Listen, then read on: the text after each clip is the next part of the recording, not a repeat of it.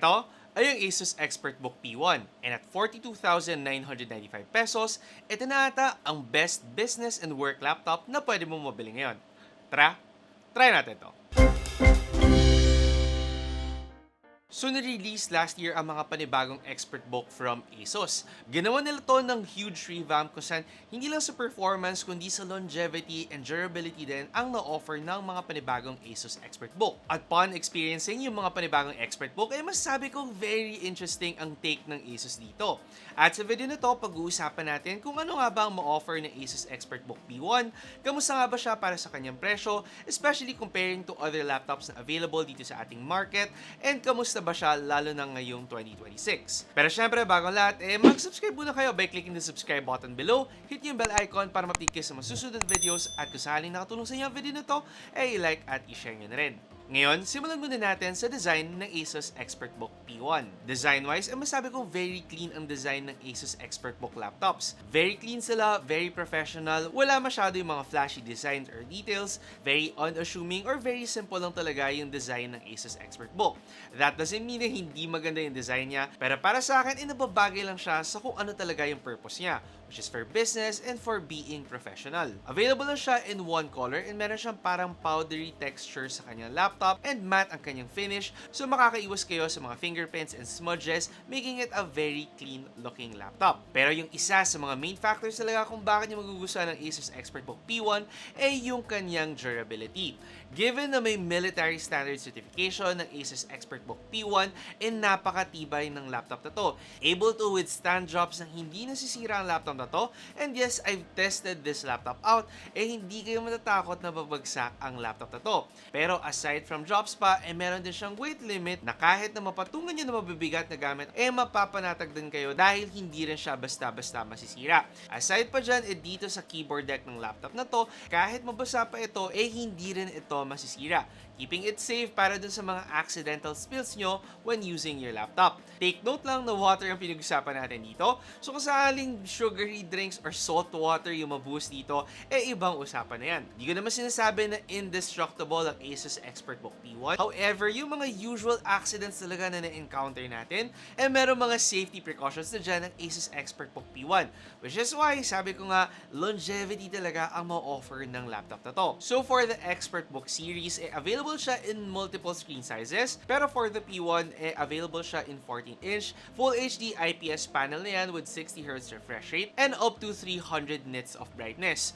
Not the most high-end display na ma-encounter natin, pero for this price naman, hindi surprising ang mga specs na to. Syempre, tinest out din natin ang screen niya for color accuracy, and masabi kong average lang yung screen niya. Not really great for color grading, so kung creative kayo, maybe you'll be looking for a better screen, or kung ganun nga yung budget nyo at mas talagang priority nyo ang durability ng isang laptop, still go with the Asus ExpertBook P1. For the keyboard naman, wala siyang numpad with a 1.35mm key travel. Backlit din, and again nga, spill resistant ang keyboard deck nito, so hindi kayo matatakot na mabuhusan siya ng tubig. With the touchpad naman, malaki naman enough to for a 14-inch laptop.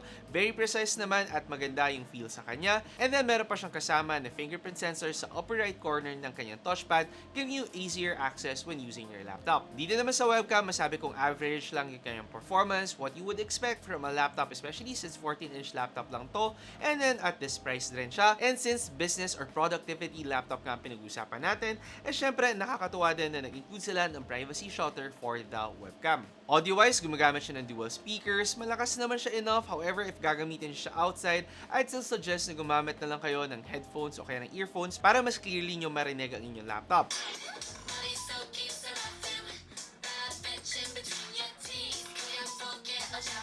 Quality-wise naman, still what you would expect from a laptop, especially at this price point. Not too base heavy, pero hindi rin naman pangit yung kanyang audio quality. For the battery, tinest out natin yan and nag-perform na maigay with a 15-hour battery test ang Asus ExpertBook P1. Proving lang talaga na mostly for productivity ang focus ng laptop na to. So hindi nyo masyadong kailangan dalhin yung kanyang charger even when going outside or going to work. However, kung sakaling naman nakakailanganin nyo pa rin yan, hindi rin naman ganun kalaki talaga yung charger niya. So very compact and portable talaga ang laptop na to. So portability-wise, isa rin yan sa mga major strength ng laptop na to.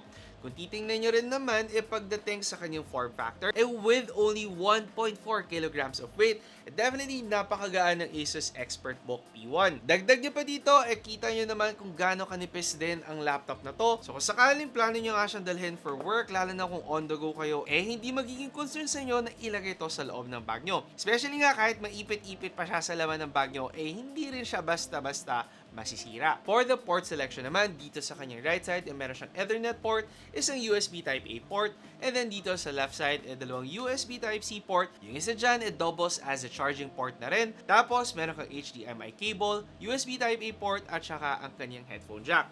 Mostly, para sa karamihan sa atin, enough na or actually madami na talaga tong port na to. So, hindi nyo na mafe-feel na bumili ng extra dongle for the Asus ExpertBook P1. Wala siyang memory card slot, however, hindi naman to big concern sa akin kasi nga, hindi naman focus for creativity ang laptop na to, pero more on productivity. Ngayon, sa productivity na yan, magpo-perform din ba ng maayos ang laptop na to? Well, gumagamit ang laptop na to ng Intel Core i5-13420H na processor. Meron din siyang Intel UHD graphics, isang 16GB DDR5 RAM, and also a 512GB SSD storage. So, with these specs, masabi natin na mostly for productivity nga talaga ang laptop na to.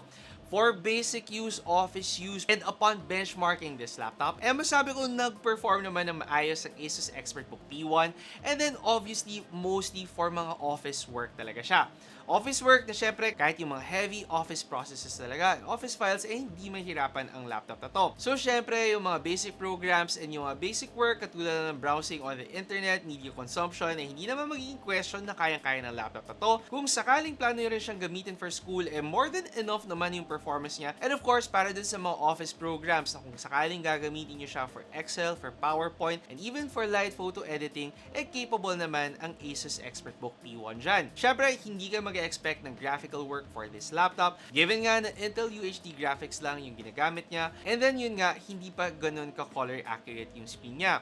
Para sa akin lang, to improve even more yung performance ng laptop na to, since dalawa naman yung slot niya for RAM, mag-add na lang kayo ng additional RAM para mas lalo pa maging efficient yung pagtrabaho niya or para mas lalo niyang kaya mag-multitask. Starting at the price of 42,995 pesos, of course, magkakaroon tayo ng onting discussion kung sulit nga ba ang Asus ExpertBook P1. So looking at the strengths and compromises na ma-encounter nyo when using this laptop, mostly for office use talaga siya.